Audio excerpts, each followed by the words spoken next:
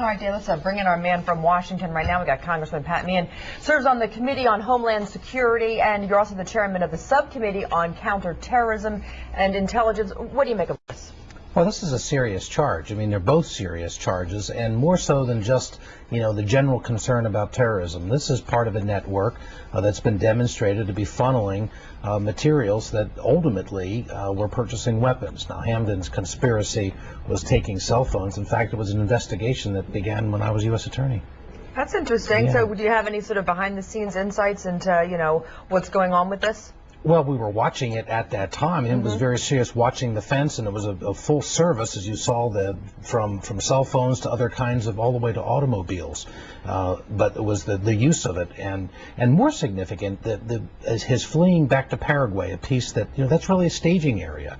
We call it the tri-border region. It's a place from which some of this communication back to the Middle East, and of course the great fear is that they've helped arm Hezbollah and the threat to Israel. And I guess the good thing here is that the officials down there took him into custody in June and held him so we could extradite him back to this country. In fact, he flew back on that DEA plane with 2 drug suspects that they had also arrested in another case, brought him into Washington, and then drove him up here overnight rather quietly. It was all done in top secret security detail, heavy duty, especially in the courtroom today while he was in there.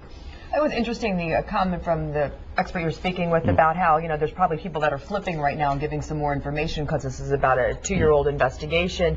Do you think that there could be some more? Sure, Pat. I mean, Pat would know this as well as I would as a former U.S. attorney, that the idea is to work on the guys from either the bottom up or get a top guy to come in and testify against the guys that you believe were significant people. He's number 4 in this indictment, not the top guy, but in the top 5. Well, I think that's right. Oftentimes what you're really looking for is the ability to cultivate information from that person about what they know with networks that we don't know about. Right, and their connections. Yeah, quite. And there's significant electronic surveillance in this case, video and audio tape, things like that. I did see an interesting courtroom today, what's known as an FBI 302 changed hands, which means probably this gentleman, Mr. Hamdan, has already spoken to authorities on his way up here on that long plane ride. So we'll see where that leads him down the road here. Of course, nobody will acknowledge or comment on that. They usually don't.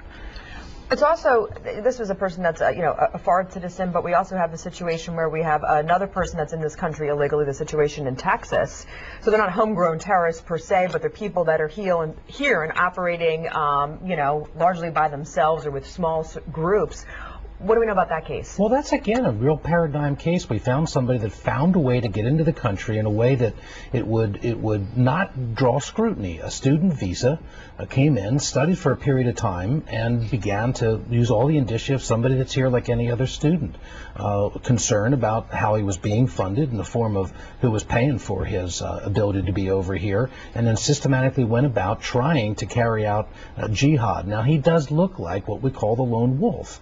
There's not a lot of evidence at this point that I'm aware of that ties him back to any kind of big organization, but what worked here was the tips that came in from people who said, we do monitor chemicals now, and somebody looked and said, this profile just doesn't seem right.